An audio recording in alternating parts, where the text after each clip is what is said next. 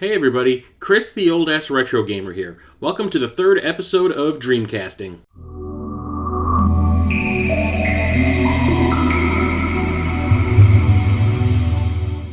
So if you're not familiar with my Dreamcasting series, one of my earliest collection goals when I got back into the hobby in 2013 was to accumulate an entire, complete Sega Dreamcast collection. It was easy when I first started back in 2013, but as time has gone on, it has gotten more and more difficult to find Dreamcast games in the wild. So I've mostly had to rely on eBay and other online sources to complete my collection. There are 253 games total available for the Sega Dreamcast in the USA. At the end of the second episode of Dreamcasting, I had 158 games, which left me with 95 games left to collect to complete the set. So what Dreamcast games have I acquired in the past year? Let's take a look. So let's start off with Army Men Sarge's Heroes. It's a third-person action game in this really long-running series that went on far longer than I ever thought it would. It's a decent game, but these games never were all that great to begin with, but they just had like this rabid following for some reason. It's okay, and it does have 4-player multiplayer, which is pretty cool. Daytona USA, which is a better version of the Sega Saturn game. Graphics, music, play control, everything got an upgrade. New tracks to race on, and it has online multiplayer. You do not understand how rad that was back in the day to be able to race other people online, over the internet, over dial-up.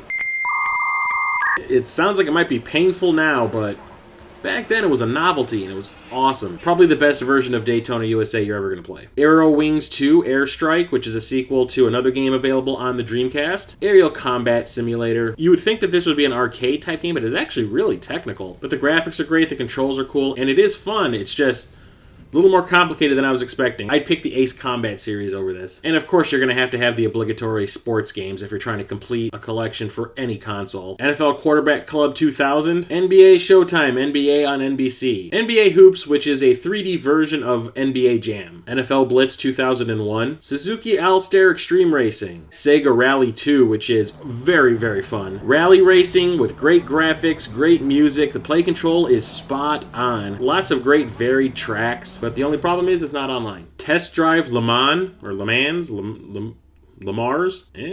Picked this one up not too long ago. It is still sealed, so I have not played it, but I'm going to read the back to you all, just so you're in the know. It's an officially licensed game with 9 ACO-approved tracks. There's 40 cars, 24 per race, night to day cycle, which is kind of cool. 2 competition classes, 5 play modes, and it has 4-player split screen. But I gotta admit, from the pictures on the back, the graphics look pretty rad. Hoyle Casino. Yay, blackjack on the Dreamcast. Bust-A-Move 4, or Puzzle Bobble if you're in Japan. And even though this game has not evolved very much over the years, it is still super, super fun. I've always loved the Bust-A-Move games. I've always found them entertaining because I love puzzle games and like arcadey puzzle games especially. Like, you know, the way Tetris used to be an arcade game. I loved playing that in the arcade. I loved playing Bust-A-Move, so this is right up my alley. Hidden and Dangerous, which is a World War-themed sort of third-person stealth game. You control a squad of soldiers and you go on missions, and it's kind of fun, but it's kind of not at the same time. It's very slow, and it's drawn out, and sometimes it's vague what you need to do, and the graphics are kind of Grand Theft Auto 2. This is before the game went 3D. This is when it was still a top-down game that was very hard to control, very hard to see what's going on, too zoomed in for its own good. Not that fun to play, but still managed to make enough money and garner enough fans to keep the series going and to the current incarnation that it is today. 4x4 Evolution. Yeah, let's race some pickup trucks and some all-terrain vehicles. Hooray. And South Park Chef's Love Shack. This one is also sealed, haven't played it, but it's a game show. It's like a trivia game with South Park characters. I'm pretty sure it's not all that exciting. And this came out for the N64 also, which still kind of blows my mind. Who in the hell would buy that on a cartridge? So now I'm going to go over the games that I picked up while I was in Los Angeles in December of 2016. I already did a pickup video where I showed off everything that I picked up in LA except for these Dreamcast games. I wanted to save them for this. Every single one of these games I picked up at Game Dude while I was in LA. So here we go. Wacky Races, which is a Hanna-Barbera themed Mario Kart clone. You can play as 11 different cartoon characters, 4-player split screen. It's okay. It's definitely better than the Disney kart racing game for the Dreamcast, but it's still no Mario Kart. House of the Dead 2! Great-ass light gun shooter for the Dreamcast. I do have the light gun for the Dreamcast, but I do not have a CRT to play it on, so it's kind of lost on me, but you are able to use the controller to play this, which is the way I'm going to have to do it. But I've always loved House of the Dead, and this is one of the best games in the series. It is so much fun. Cow the Kangaroo, which is a 3D platformer. Everything about this one is pretty bad. The graphics are really blocky and shaded terribly, just look awful. The play control stinks, but at least you get to ride a whole bunch of different vehicles on top of doing platforming. It's just not fun. Phantasy Star Online versions 1 and 2. This one comes with a Sonic Adventure 2 demo disc. These games have been offline for so long, but from what I understand, there's like some homebrew servers or something like that where people are still able to play these, which is kind of rad, although I did own the first game back in the day, and I played it for about a month. I thought it was kind of cool, but I just kind of like slowly started to realize that these online MMOs are not my thing. And even though I've tried many of them over the years, I've just never been able to get into them. But I mean, Phantasy Star Online was developed extremely well. It was super fun while it lasted for me. Never played the second one back in the day though. One of the reasons that I bought the keyboard for the Dreamcast was so I could play this. Speed Devils Online Racing. This is the sequel to Speed Devils, which I also do own for the Dreamcast. This one has more tracks, more cars, more everything. And on top of that, there is online racing too. Hence the title, Online Racing. I mean, duh. A lot better than the original, but still not a great racing game by any means. Spider-Man! This is a port of the PlayStation 1 game, and I did have this back in the day as well, and it is fantastic. It is leaps and bounds over the PlayStation 1 game graphically and sound-wise. And it is fun to play. This is one of the first ones where we're able to swing around the environment and take on villains from all over the Marvel Universe. 3D action-adventure platformer. It's great. Cool thing was that the guy charged me the used price for a sealed copy, which is amazing. I got a steal on that one. Legacy of Kain Soul Reaver. I bought this game day one back when it was first released for the Dreamcast, and I still love it to this day. It is so much fun. Probably the best game in the Legacy of Kain series. It is a 3D action platformer, kind of like Tomb Raider, but instead of gunplay, it's like mostly hand-to-hand combat. Super awesome game. Great music, gameplay, graphics, everything. Awesome story. Continued in Soul Reaver 2, which is just as good as this. The Grinch. Yeah. No, God! No, God, please, no! No! No! No! Urban Chaos, which I do believe was also either a PlayStation 1 or a PlayStation 2 game. I can't be positive. There's a third-person action game where you do a lot of beat-em-up type levels. There's ones where you use guns and weaponry. But it's super fun. It has an awesome story. This is one of those unknown games for the Dreamcast that people need to start paying attention to. And finally, Silent Scope, which is a port of the arcade game. Since there was no sniper rifle peripheral to play this with, you have to use a standard controller, which is okay, but it would have been rad if there was one back in the day. But the controller will do. Looks almost exactly the same as the arcade, since that was what the Dreamcast was known for, getting all of the arcade perfect ports. And in the last pickup video, I talked about how I got a bonus from work, which I used towards buying some of the more expensive games out there I was looking for. Well, 5 of those games ended up being for the Dreamcast. Gotta knock the expensive ones off the list because they're just gonna keep getting more and more expensive as time goes on, so do it while you can. Dynamite Cop, which is actually Dynamite Cop 2. The original Dynamite Cop was ported over to the Sega Saturn as Die Hard Arcade. This is actually Dynamite Cop Part 2, which plays exactly the same as Die Hard Arcade, just with more characters to choose from at the start. Graphically, it's nothing to write home about. It looks better than Die Hard Arcade did, obviously, since it's on the Dreamcast, but it plays almost exactly the same. Awesome 3D style beat 'em up with like quick time events thrown in for good measure.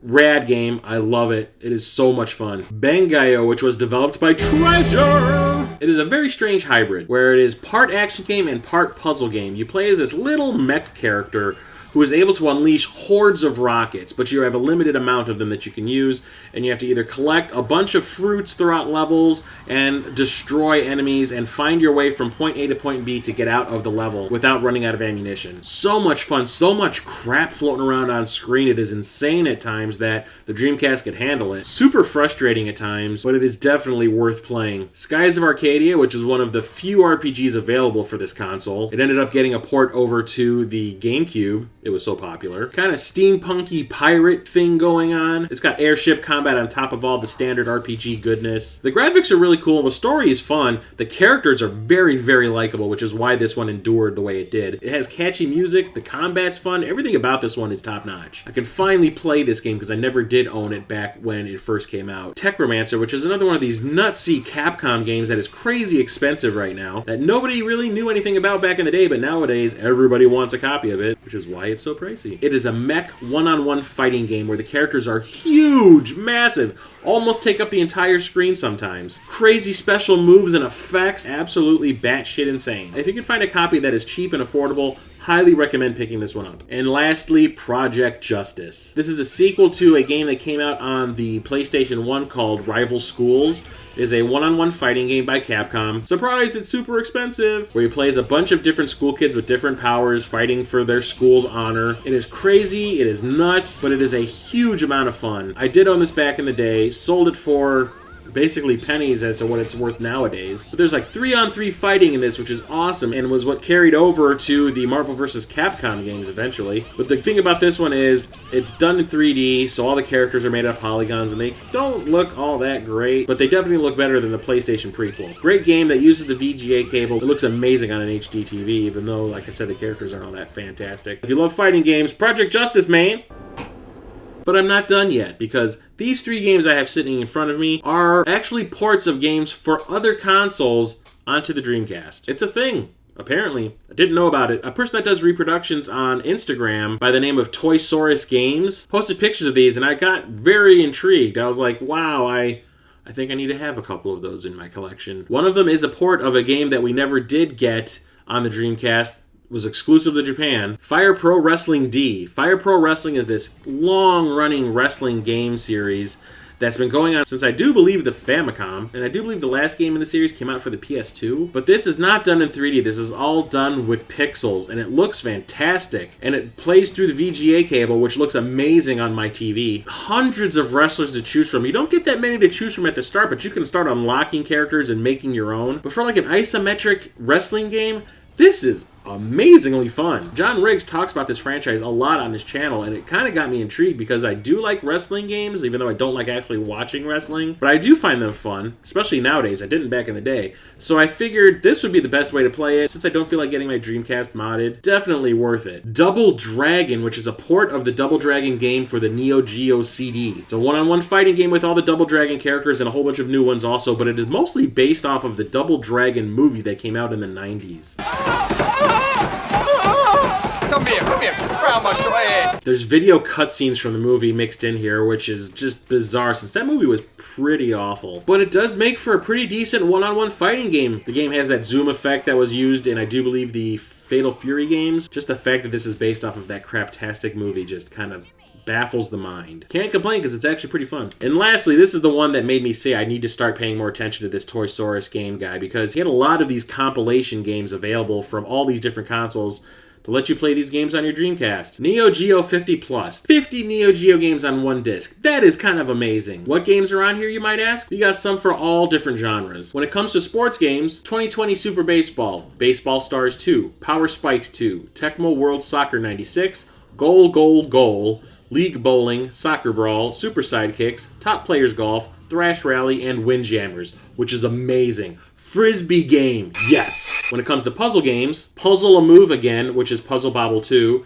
Joy Joy Kid, or Puzzled, Magical Drop, which I've always loved, which is kind of like Puzzle Bobble in reverse, Neo Bomberman, Panic Bomber, Pop and Bounce, Puzzle Bobble 1, or the original Bust-A-Move arcade game, Puzzle Dupon, Zintrick, and Zupapa. Fighting games, which is where this is kind of disappointing because there are not a whole lot of them. You would think that this would be all of the fighting games available. No. All we got was Fatal Fury, King of the Monsters 2, and World Heroes.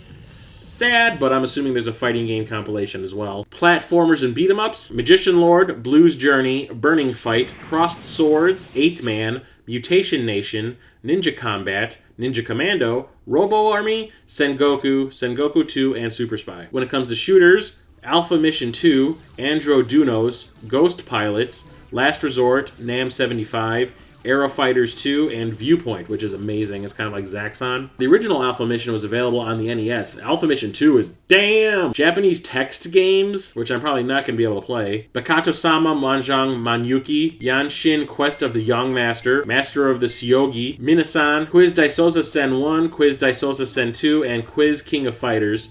Have no idea what they are. Obviously, some of them are Mahjong. And then there's the miscellaneous games like Bang Bead, Battle Flip Shot, Ghost Lop, Legend of Failure Joe, What? Columns, Neopong, and Captain Tomode. I'm not sure what some of those games are, but the fact remains that this plays through the VGA cable, so you're basically getting a high-def rendition of Neo Geo games on your HD TV, which is kind of awesome. Neo Geo has always been a console that I wanted to collect for, but obviously I'm a realist. I'm never going to be able to do that because not only is the console really expensive, but the games themselves, each one is about $100 or more. Super desirable by collectors, but like I said, I'm never going to be able to do that. So this is the best way that I can play these games in a high-def type format on my TV without having to drop thousands of dollars. Like I said, this Toysaurus Games guy on Instagram has compilations for like the Game Boy and a whole bunch of other consoles on one disc. You need to look him up. I'll put the link to his Instagram page in the description below. So there you go, man. I have picked up a huge amount of Dreamcast games over the past year. Should have been more, but I was focusing on other consoles and not really focusing on what I should have.